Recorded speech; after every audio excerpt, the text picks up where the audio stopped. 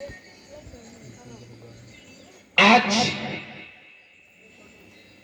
आपको इस स्थिति में पाकर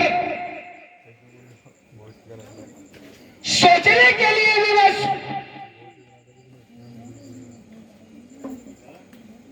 सोचने के लिए विवश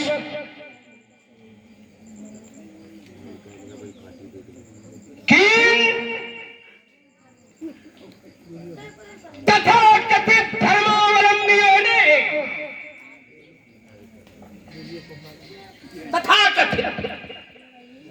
धर्मावलंबियों ने धर्म के प्रति बलिदान होने वाले के साथ ये व्यवहार नितांत निंदनीय है।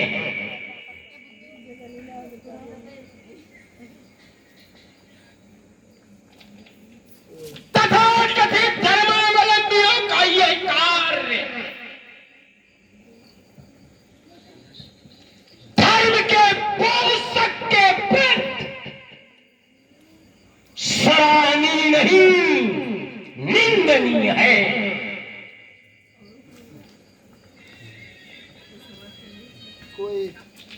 तथाकथित इन परोपकारियों का कार्य एक परोपकारी के प्रति सम्माननीय नहीं वरन निंदनीय है। अब तो मैं कहने के लिए विवश,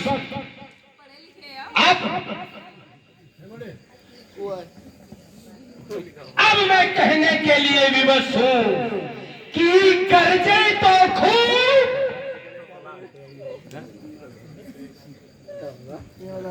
सब नया हो तो बताना। कर्जे तो खूब पर बरसे ना एक बूंद। ये कोरा हिमान इन मेघों में है। यहाँ जो कहा सो किया, जो दिया सो दिया। ये करम और गुमान इन मर्दों में है, इन मर्दों में।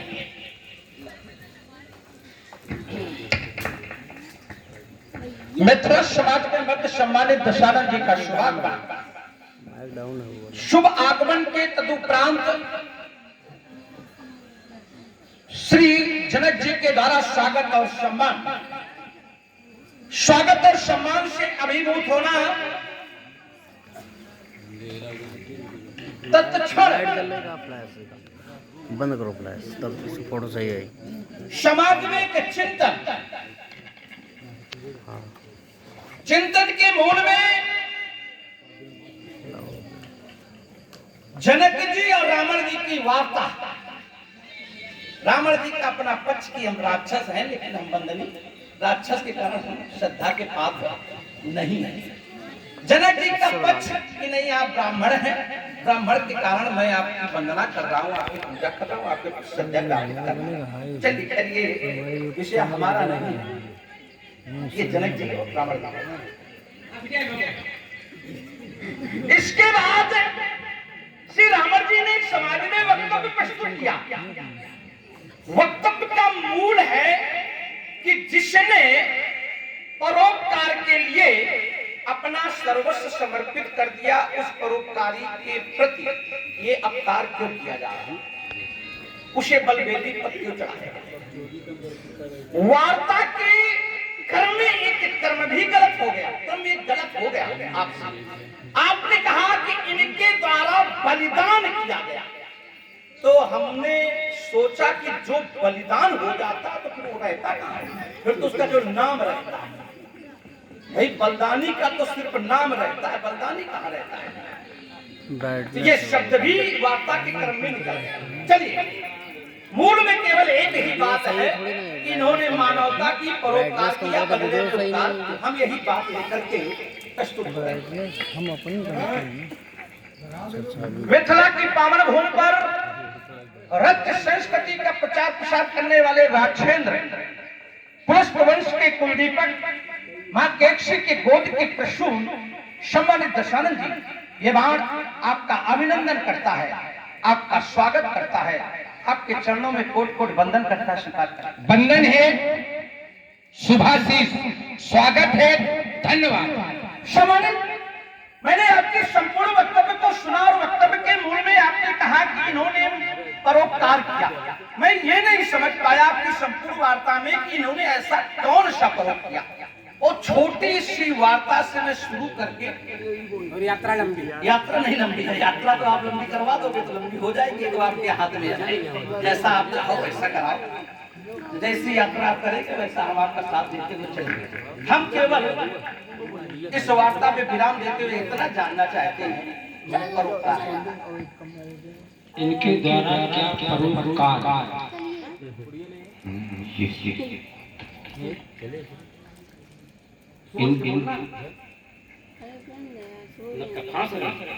नहीं, अब वो तो भैया ये तो खेल है शब्दों का, सोच समझ के बोलो। देखो ये हम जानते हैं कि हमारे साथ कोई उधार नहीं रहता, सब नगद देने के चक्कर में रहते हैं और हम उसके लिए तैयार होकर चलते हैं। इनके द्वारा क्या परोपकार किया गया? जो अच्छा हो उसे उधार दिया जाए, तो सच्चा पे उसको उधार की क्या जरूरत है, उसको सब नगद दिया जाए भाई। हम जानते हैं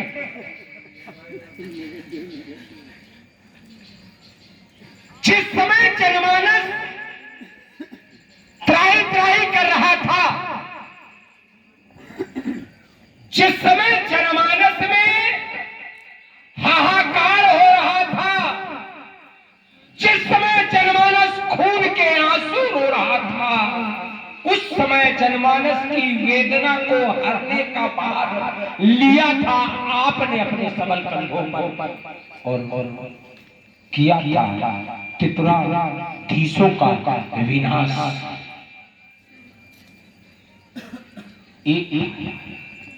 एक बार अब बात आई है तो दूर तक जाए, जाना भी चाहिए।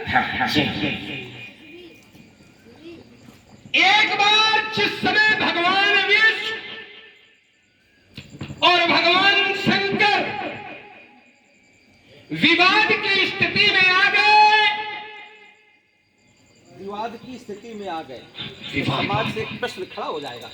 वो विवाद क्या था भाई? भगवान शंकर विष्णु में कौन सा झगड़ा है? ये तो प्रश्न समाज से भी आ सकता है। पूरी तैयारी करके आए। नहीं, तैयारी का विषय नहीं है भाई, ये तो भाई जितनी शंका है समाधान होते हुए चले। अब पता लगा आप तो बात करके छोड़ दोगे, बाद में लोग सोचेंगे क्या झगड़ा था भाई शंकर। निश्चित रूप से देवताओं ने दोनों के मध्य में प्रतिस्पर्धा तैयार कर दी कि श्रेष्ठ कौन है।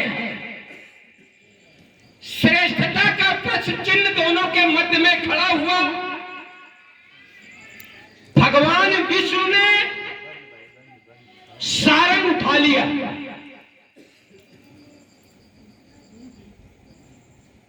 जिस समय भगवान विष्णु ने सारंग उठा लिया, सारंग की मोरवी को चढ़ाया, सारंग चढ़ गया। इन्होंने सोचा, आपने सोचा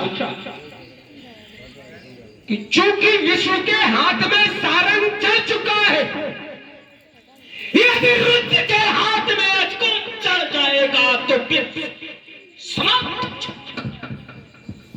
विश्व की परिकल्पना ही समाप्त हो जाएगी। विश्व की दोनों महान शक्तियां जिस समय अपने अपने अस्त्र शस्त्रों का संधान कर देंगे तो विश्व अस्तित्व समाप्त हो जाएगा। परिणाम स्वरूप आपने अपने को छोटा कर लिया और छोटा करके ये चढ़े ही नहीं।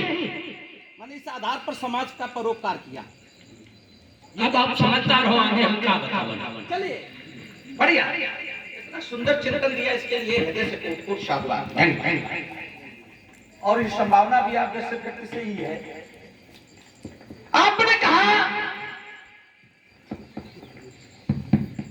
कि जिस समय हाहाकार मचा हुआ था, किस कारण? त्रिपुराधीशों के कारण।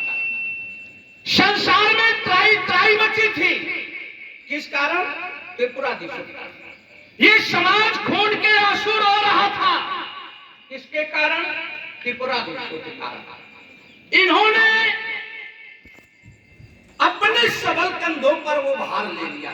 काय का त्रिपुरासुरों को नष्ट करने का, त्रिपुराधीशों को नष्ट का ऐसे है जैसे समाज को पढ़ा गए, कुछ गड़बड़ नहीं ऐसे जैसे पढ़ा के समाज को बड़ा अच्छे ढंग से पढ़ा गया।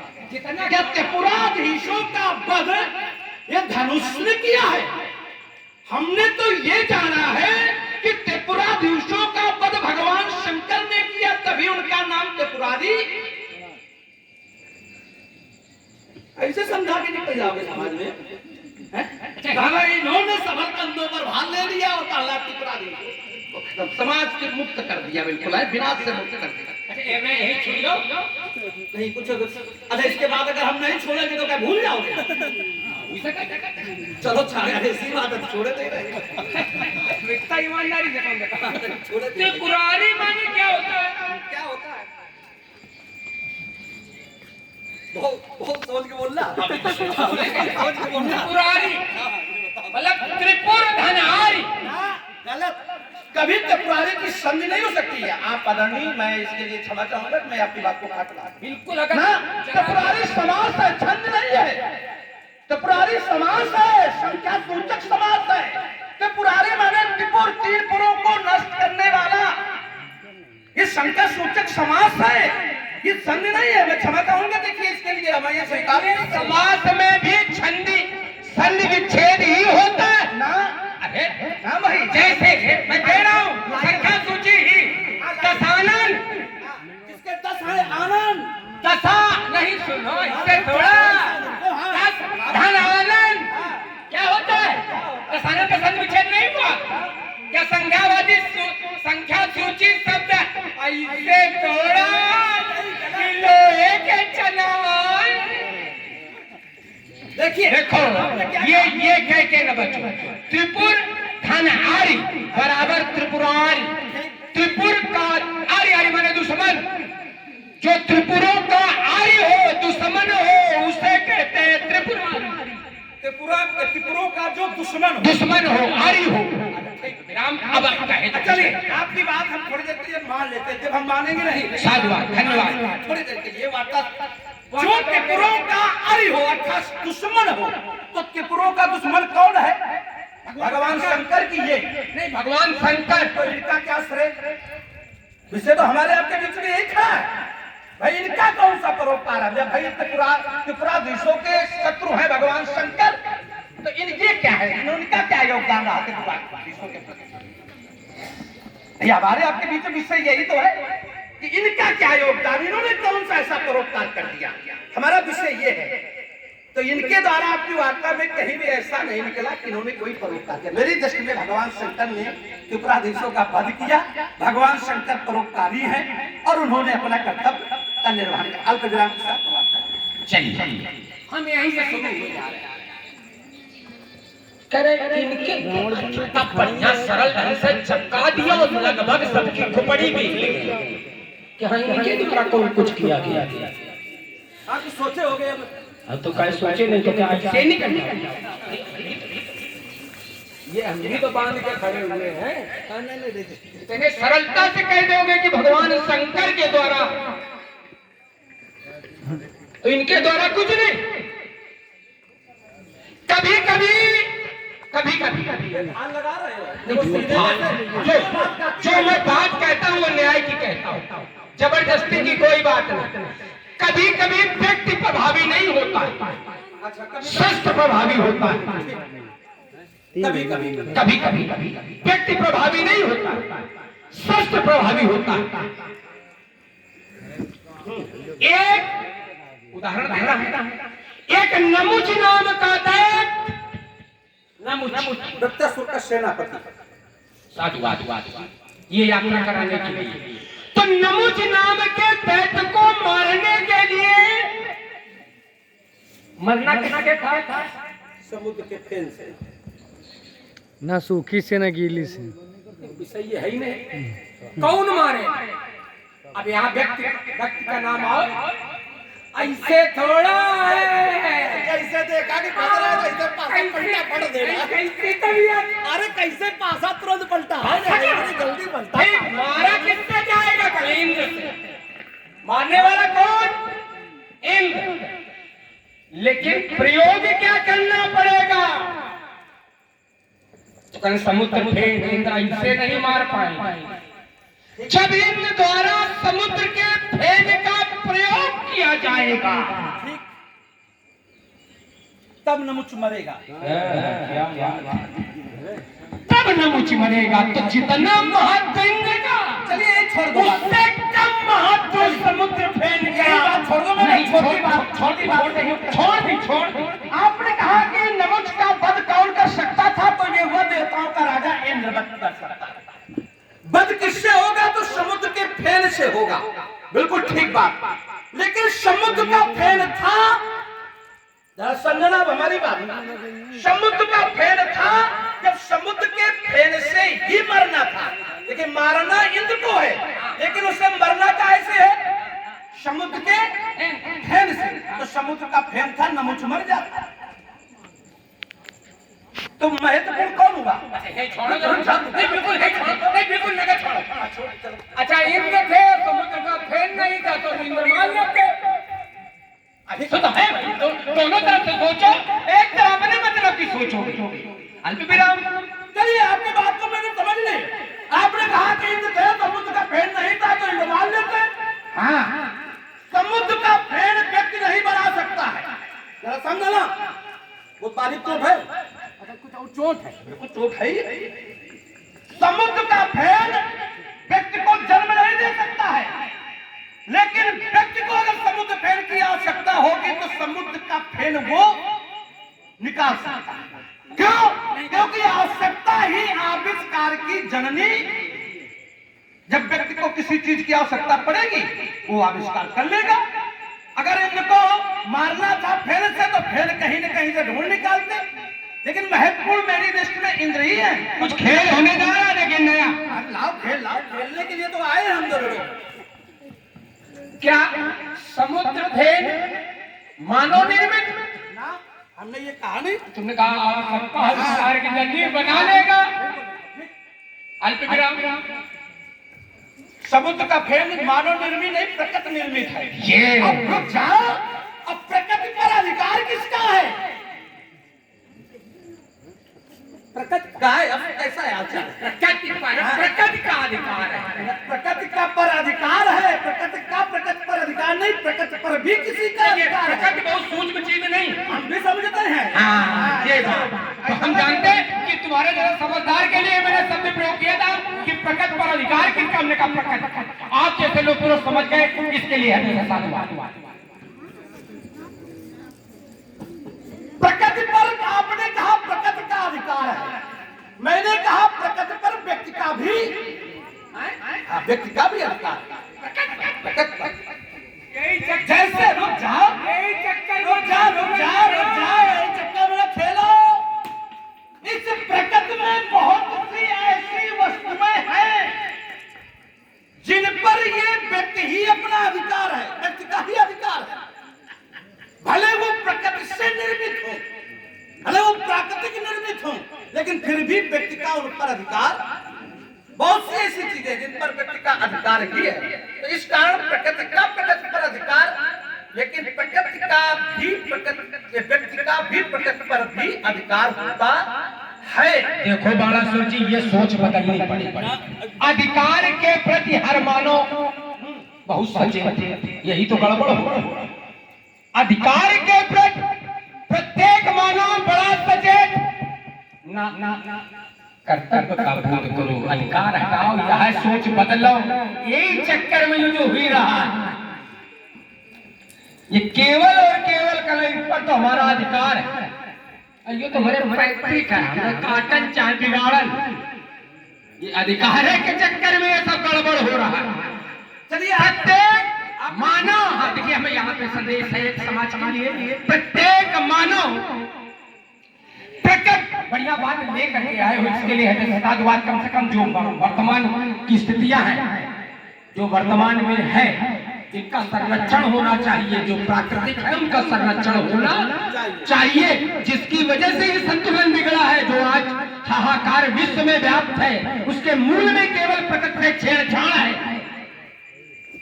उसके मूल में केवल प्रकृति से छेड़छाड़ है। तो हमें इस सोच को बदलना होगा कि प्रकृति पर हमारा अधिकार है। चलिए आपने एक वार्ता रखी है, वार्ता के मूल में एक इशारा किया वृक्ष की ओर।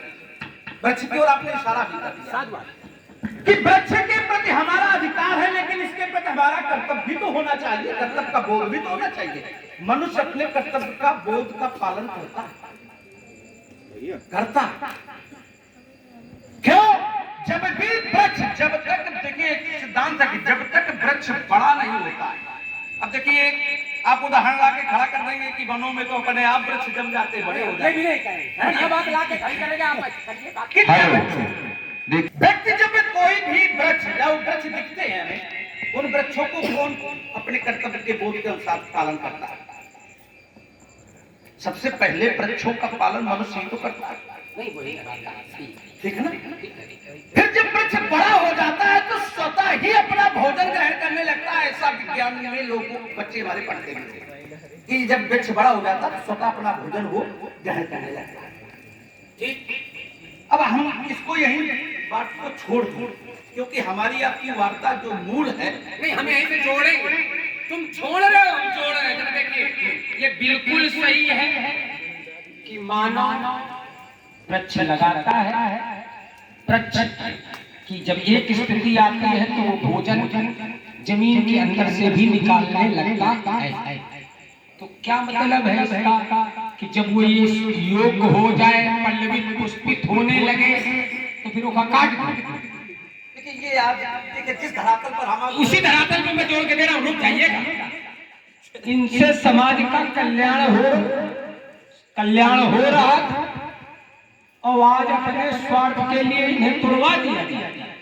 जिस स्वरूप में हम आप हैं, इस स्वरूप के धरातल को अगर छोड़ दें तो बिल्कुल अनुचित हो रहा है। हम आपकी बात का समर्थन कर रहे हैं। अच्छा। और लेकिन जिस स्वरूप में है और उस धरातल पर है, तो वहां पर ऐसा कुछ नहीं, न वृक्ष काटे जा रहे बल्कि पल्लवित किए जा रहे हैं, उनकी रक्षाई की जा रही है। वृक्ष नहीं, हम वृक्ष से इनकी तुलना करते हुए वार्ता न करें। अब ये बात आ रही है। ठीक, नहीं तो वृक्ष से इनकी तुलना, जैसे वृक्षों से समाज लाभान्वित होता है और उसे काटा जा रहा है, इससे भी समाज लाभान्वित हो रहा था, फिर देखो फिर उन्हें नष्ट किया जा रहा फिर है। हमारे आपके बीच में फिर बसाव हो गया। फसाव के लिए तो हमारे आपने तुलना ही गलत कर दी। ये क्षमता ही नहीं है, इनसे समाज नहीं रही, समाज की रक्षा इनसे नहीं हो रही थी। अगर इनसे समाज की रक्षा हो रही थी तो मैं एक बात रख रहा हूं कि आज भी समाज में वही स्थिति है जो उस समय चपरासीसों के कारण थी। उस समय भी समाज खून के आंसू रो रहा था, आज भी समाज खून के आंसू रो रहा है। बढ़िया। उस समय भी समाज ट्राई कर रहा था, आज भी समाज ट्राई कर रहा है। उस समय भी समाज में हाहाकार मचा था, आज भी हाहाकार मचा है। काहे? यहाँ रखे तो है, समाज की वेदना को हर ले। सोच समझ के बोल रहा हूं। बिल्कुल सोच के बोल रहे हैं, क्योंकि समाज के आंसुओं को पोंछ दे, समाज का हाहाकार बंद कर दे। रखे तो है? रखे तो है। हल्लेसा अगर यही महत्वपूर्ण है तो समस्या समाज की आज समाप्त हो जानी चाहिए। क्यों नहीं हो रही? अल्प विराम के साथ वार्ता चाहता हूं। बिल्कुल सीधे जोड़ के वार्ता रख रहा हूं। आप इन पर आरोप लगा रहे हैं कि समाज में हाहाकार मच रहा है, ये रोक ले। ये तो बिना किसी के प्रयोग के चल ही नहीं सकता। इनको कोई न कोई प्रयोग करेगा तब। लेकिन एक ऐसा व्यक्तित्व भी समाज में है, अब सीधे प्रहार है तुम सनातन धर्मावलंबियों पर, सीधे आघात है रावण का। जरा संभालना इस बार को। एक ऐसा व्यक्तित्व भी समाज में है वर्तमान में जो कहता है यदा यदा हि धर्मस्य ग्लानिर्भवति भारत अभ्युत्थानं धर्मस्य तदात्मानं सृजाम्यहम् परित्राणाय साधूनां विनाशाय च दुष्कृतां धर्म संस्थापनार्थाय संभवाय। वो है, ये फरसा घूम रहा है। काहे अत्याचार हो रहा। अब तो इन सनातन धर्मावलंबियों के उन तथाकथित जिनकी ये सब पूजा करते हैं उन पर प्रश्न चिन्ह खड़ा हो रहा है। अल्प विराम लगा के फिर छोड़ रहा हूं। फिर भी